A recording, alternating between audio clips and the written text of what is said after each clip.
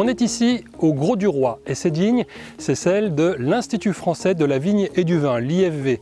C'est donc quelque part ici que l'on pense la vigne de demain et donc le vin de demain. Alors, comment adapter la vigne au dérèglement climatique? Eh bien, c'est ce qu'on va voir. On est dans une sorte de conservatoire. L'ensemble du matériel végétal qui peut être produit au monde se trouve ici. Et le matériel végétal est un levier essentiel pour essayer justement de passer ce cap difficile du dérèglement climatique. Aujourd'hui, il ne faut rien s'interdire, tel le sujet est grave. Et donc nous avons, soit avec les Grecs, soit avec les Espagnols, des accords pour justement travailler à partir de leurs variétés.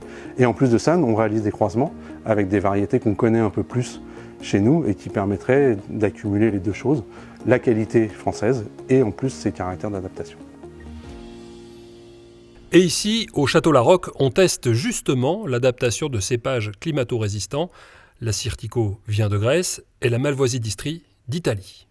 On a eu l'occasion, notamment sur ce cépage et sur l'Assyrtiko, d'affronter un épisode climatique qui a été vraiment extrême en 2019, c'est-à-dire qu'on est monté quand même à 60 degrés à l'ombre. Globalement, la vigne s'est plutôt bien comportée et a bien résisté à l'épisode, alors que c'était vraiment très extrême. De toute manière, il va falloir se réveiller, se bouger. Donc pour arriver, il faut répondre à cette problématique. Ces cépages-là que vous essayez aujourd'hui, est-ce que c'est l'avenir de nos terroirs? Ça peut être une des réponses. Après, l'eau restera quand même un problème fondamental, je pense, dans l'avenir. L'eau, justement, de quelle manière est-ce qu'on peut l'utiliser pour le bénéfice de la vigne? C'est parti. L'irrigation fait partie de la panoplie des solutions d'adaptation au changement climatique. Quand la température augmente, les besoins en eau des plantes, physiologiquement, augmentent.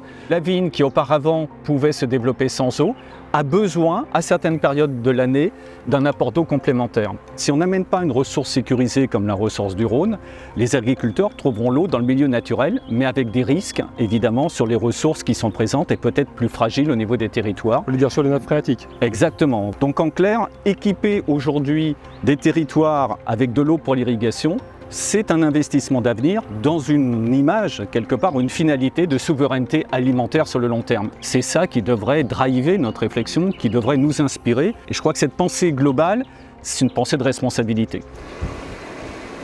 Nous sommes à présent à Narbonne-Plage, dans une station d'épuration un peu particulière, puisque toute l'eau traitée ici ne part pas directement vers la mer. Une partie est également traitée dans la petite boîte blanche que vous voyez derrière moi, pour ensuite irriguer les vignes qui se trouvent juste derrière. En général, on irrigue à partir du mois de juin. Là, on a commencé à irriguer fin avril, début mai.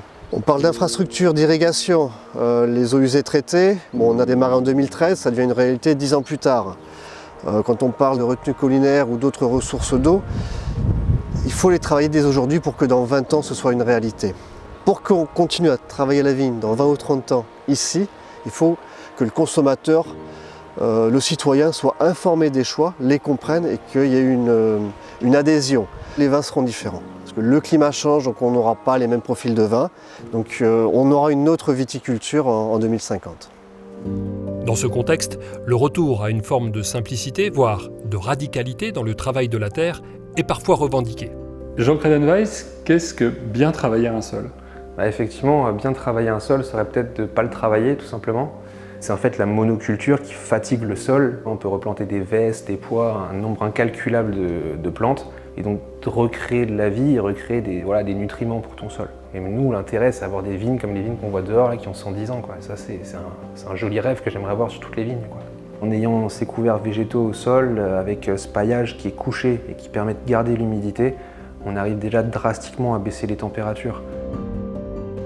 Moi, j'espère que surtout la plupart des confrères commencent à se dire peut-être que c'est intelligent de travailler comme ça, et du coup moins de travail du sol, moins d'engrais, et au final arriver à avoir des vignes qui s'autogèrent presque, ça serait l'utopie géniale. Mais les mentalités, elles ont besoin d'être changées maintenant, quoi. On n'a plus trop le temps là, de se tourner les pouces, quoi.